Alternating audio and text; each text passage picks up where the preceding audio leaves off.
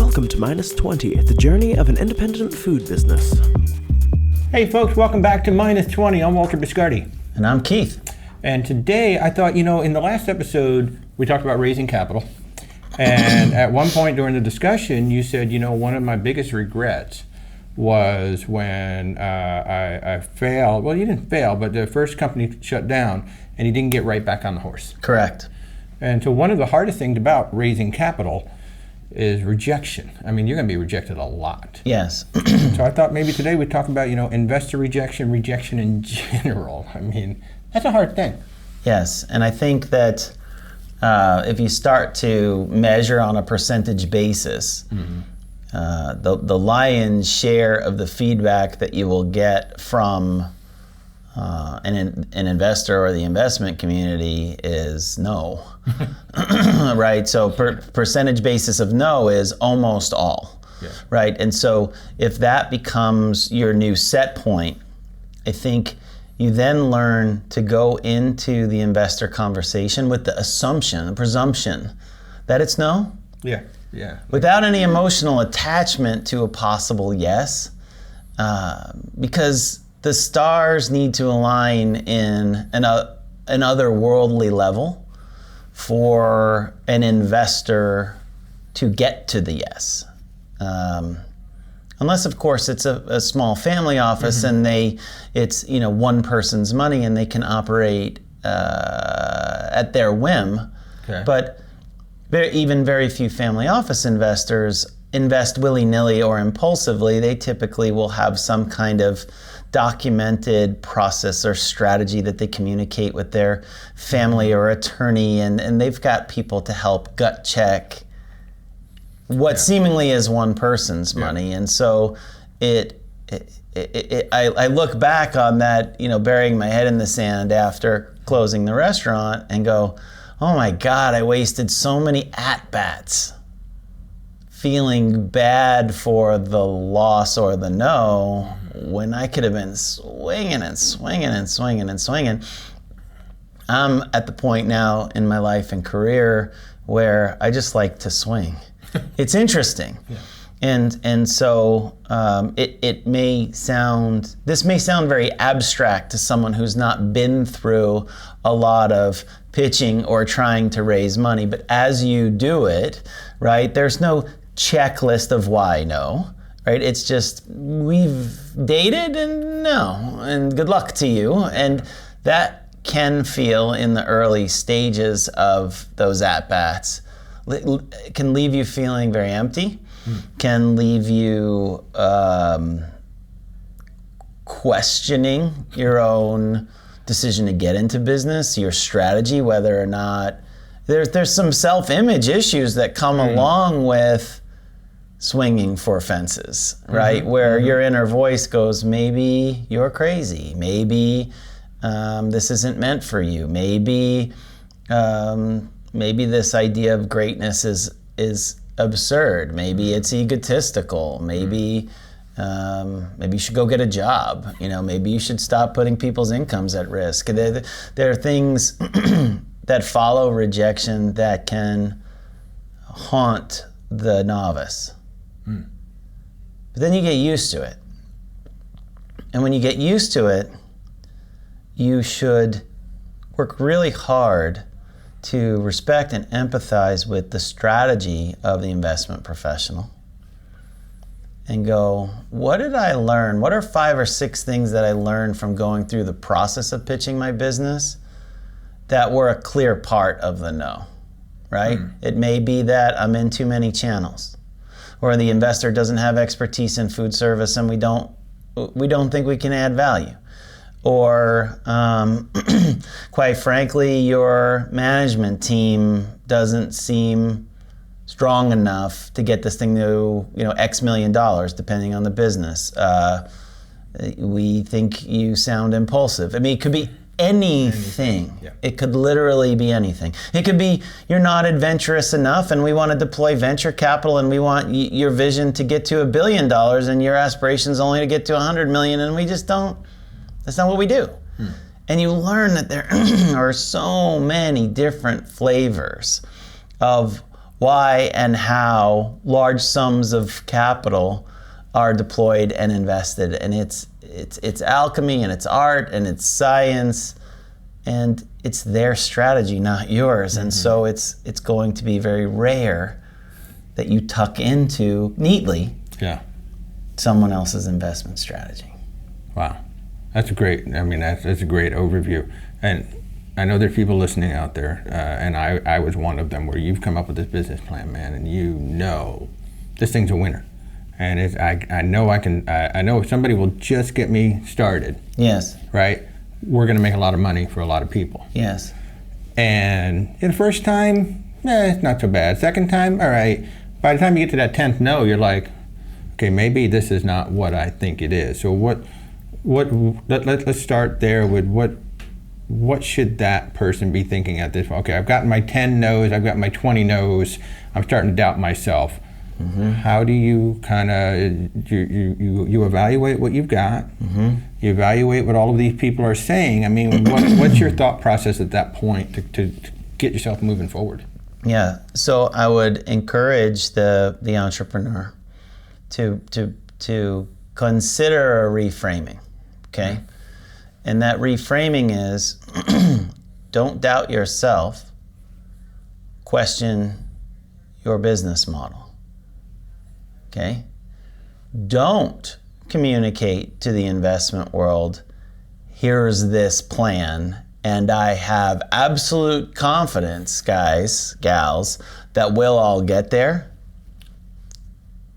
That almost invariably is never a reality, right? There's some ebbs and flows.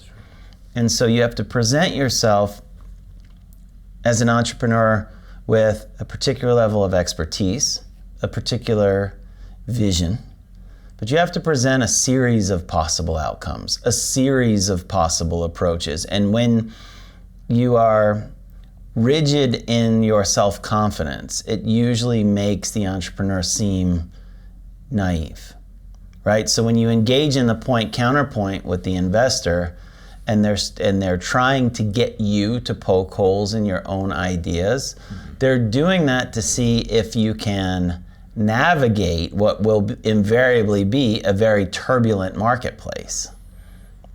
And so companies in today's day and age, and you see, I believe that the knowledge surrounding all of this, or the subject matter that's evolved over time, was pioneered by a guy named Steve Blank. I talk about his book that's available online for free as a PDF called The 4 Steps to the Epiphany. That influenced the lean startup movement and the idea of pivoting and shifting and all the cliches that have evolved relative to entrepreneurship. But it is a truth that an entrepreneur should approach a potential investor, the investment thesis, with the idea that not only will their business change, but they will too.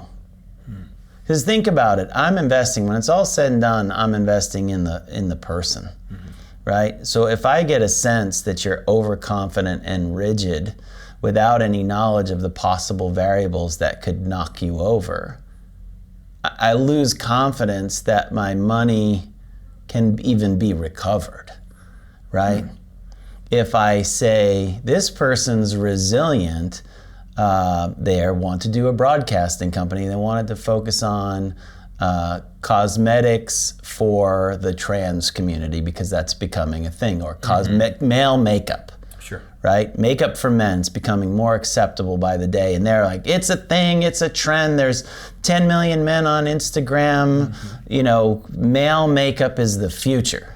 And what if it's not? What if it stays really niche, but you get great at makeup? And what you get great at is makeup made by mushrooms. You know, I saw a mushroom makeup product on the shelves in Whole Foods yesterday that was like a little shimmer stick. And I thought that's fascinating, right? Somehow there's a little metallic flex, and the base of that has dried mushrooms in the base. Interesting. But it's on the shelf, right? And it's a cool product, and someone thought well enough of the product that it's ended up near the checkout counter, which means it's probably selling through. There's no way that's not a shift. That wasn't someone's original idea. I'm going to make a shimmer stick out of mushrooms and everyone's life will change. Okay, kids, that's how I'm going to feed you. You have to be the kind of entrepreneur that someone looks at and says, on their journey, connected to their passion for fashion, food, makeup, electronics, whatever it is, they're going to ride the wave elegantly, right? And I think oftentimes I use the analogy of big wave surfing because that's what entrepreneurship feels like often. Those guys that they take out on the helicopters and they just drop them into a gigantic wave and then they break their back and do it again. Exactly. I think that's a wonderful analogy, metaphor, whatever you want to call it, for what it feels like to start and try to achieve an exit or a sustainable situation or build an enterprise, something that provides recurring income for a lot of people. It's big wave surfing. Most of the time you're going to fall and it's going to be an inelegant result. But the times that those big wave surfers actually ride their way out of the wave, it's exhilarating to watch as an outsider, and you want to champion those people. Like, you guys are amazing, right? But it's probably very satisfying internally for that person who's been studying surfing, who's been studying water, who feels it differently, and when they make it out, I'm sure it's a very soulful sense of centeredness. Oh, I'm sure. Because there's a hands-on connectedness to the wave, the water, physics. And perhaps there's a physics to survival in entrepreneurship. And so think about that. Not that you get into matters of philosophy with investors, but it's absolutely critical to train yourself to be flexible to what the market is asking for from the thing that you started. And it might be radically different than what your original vision is. And if that makes you uncomfortable, you're probably not going to earn an investment. It's actually the whole riding wave is an excellent analogy from somebody who was an entrepreneur. And as a sidebar, great documentary called Riding Giants. That's really cool. Yeah. I want to see exactly what Keith is talking about. I thought one thing you mentioned is actually very interesting. You talk about almost having an overconfidence. Like what I said, I know this is going to work, this is the way it's going to be, that it actually turns off an investor. Now, me coming to an investor, I would think that this self-confidence is what they want to see. Oh, this guy knows what he's talking about and he looks like he's going to execute it. But you're saying that actually could be a detriment. I think it's almost always a detriment unless you have Muhammad Ali level skill at what you do. If you aren't the defensible best in the world at the thing, you're better off taking the humble path. Okay. 100%. So what would that look like? I mean, I'm just kind of curious. So I come to you as the investor and I'm presenting. What did that look and sound like? So I'll use High Road as an example. I might, someone might say, hey, Keith, what keeps you up at night about this business? And the overconfident person will be like, nothing, we've got this. We've become expert at all the avenues of frozen food distribution, and our brand is the best bar none. And be like, well, it's ranked 197th behind every other ice cream brand except this one that had a gigantic recall and killed 42 babies. But you go on with your confidence, pal, and good luck, right? And they're gone. It's over. But if what you say is, my goodness, we were spectacular at, we've observed that we are spectacular at formulating products.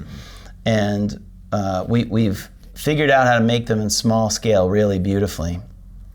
But when it came time to integrate sophisticated food manufacturing industry equipment, the learning curve was really steep. And so right now, I think that we lack a leader with expertise in manufacturing. So we're a bit rudderless right now. Even though we're figuring it out as we go, I bet you we're wasting more money than we would if we had a manufacturing expert on our team. And then that investor goes, fabulous, we've got a guy. That's how we can help. What else keeps you up at night, Keith? Well, my goodness, we're based here in Atlanta, Georgia, and in the summertime, it gets hot here. And so when you're moving pallets of ice cream from one place to another, there's heat shock. And I really didn't think it through when we built this facility, and we need a frozen holding area when we're transitioning product to the truck, and we don't have a frozen or refrigerated dock area. So we have to move really, really fast from the dock to the truck. And I think that leaves us vulnerable, right? And so to be conscious of the areas where you need to tweak yourself to become progressively better, I think shows the investor that they can deploy capital in a way that will help you solve those problems that you're identifying, because you're the one running the business in the trenches. They're not, right? And so they're asking themselves, can we not only invest in this business, but can we trust this person to deploy this capital in such a way that their business reality continues to improve, right? And if you present yourself as, I need money because I'm a genius, and I spent all this time being a genius, so I just don't have the money. So once you give me the money, we're good to go. Why haven't you sent me money already? What's wrong with you? So it's humility, right? It is, to a large degree, you don't intend it to be, but a lot of the times that I've sat down with potential investors, it feels somewhat like therapy session for a startup CEO. Just get on the sofa. Yeah, I'm gonna lay down now. I'd like some chamomile tea, a massage. Yeah, that might be a bit much. Mm-hmm.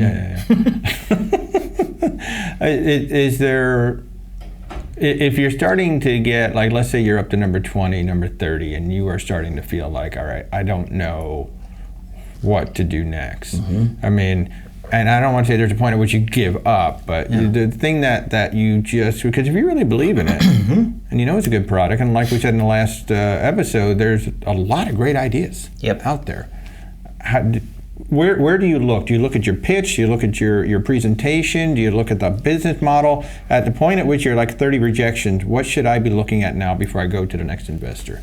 Brain dump everything that you've learned, okay? Hopefully you've taken good notes. Mm-hmm. Brain dump everything. I like to use MindJet Mind Manager, the mind mapping tool. Pull everything and put it into buckets, right? And you'll find, that there are recurring themes that are leading to the rejection. It might be complexity of the channel strategy. It might be product quality and consistency issues. It might be there's maybe a lack of professionalism in the brand and brand identity. Not everybody is as lucky as me and marries a brilliant designer, right? So you might be an entrepreneur who did your best and you hired a student from the Art Institute to do your first logo, and it's okay, but it doesn't look sophisticated, right? That might be a recurring problem. So the brand isn't really grabbing the investor. It's not a disjointed list of catastrophic issues, right? It's usually a couple of thematic things that you need to mature about yourself, and a couple of thematic things that you need to mature about your business.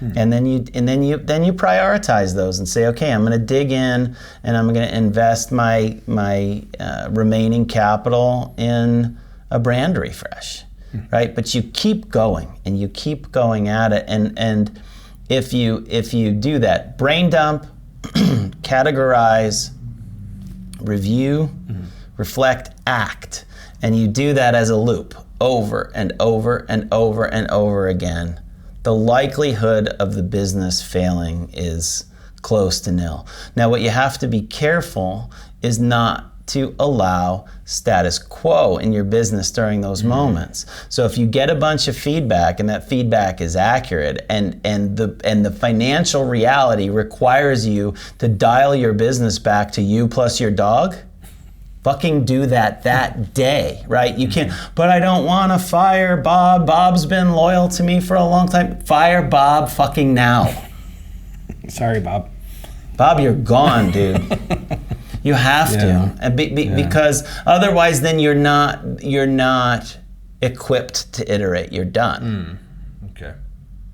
You're done, And it has been deeply uncomfortable in the moments in time. And by the way, as a CEO, as a leader of a business, you will disappoint people that you've hired along the way, and you will be proven to have been somewhere between inaccurate and a big fat liar many times along the way. It's not because you intended to be, it's because you tripped up, you fell, you failed, you got sacked. It's 3rd and 47. Yeah. But you're still the quarterback, so you have to, right? You have to call the play, you have to call the next play, and sometimes the next play is see ya, Bob.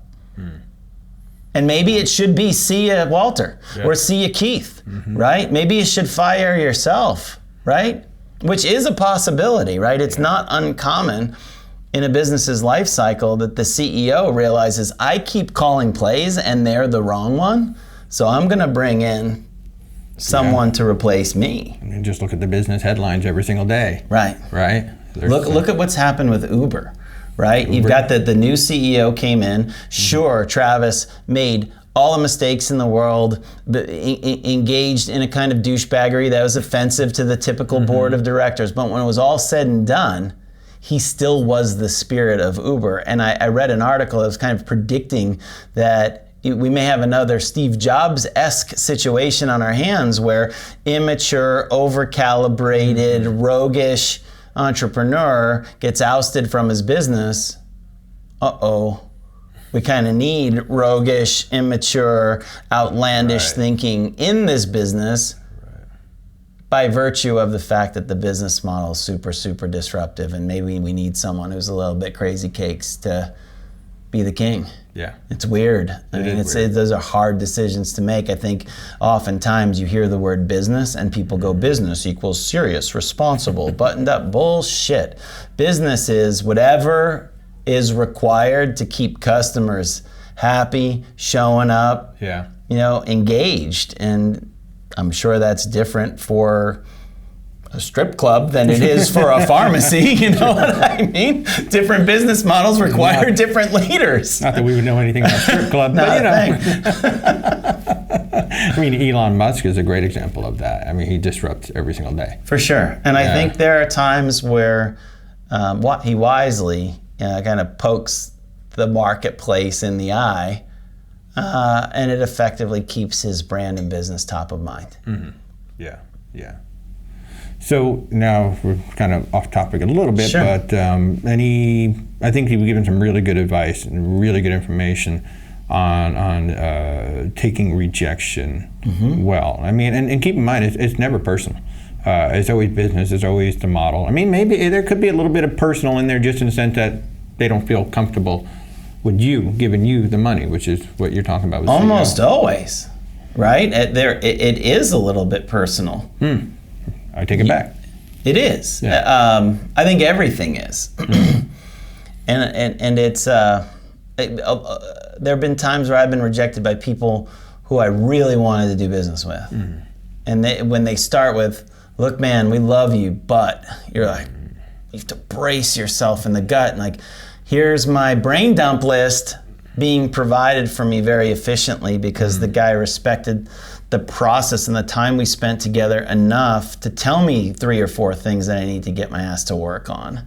Sometimes they just let you go. And then you have to sit and ruminate and wonder. And so consider it a gift if someone tells you precisely the reasons why they've decided to walk away. And they use nebulous language like, we just can't get there. Like, where is there? I suspect that has something to do with a wire transfer or a check or a legal document where we are in love. So I guess it's not happening. We love you, but we're not giving you money. Any last words of advice for those of people listening who are raising money and going after those investors? Yes. Keep it going. Don't quit. Reframe, regroup, make all the decisions required to never quit. Actually, I think there's merit to that. If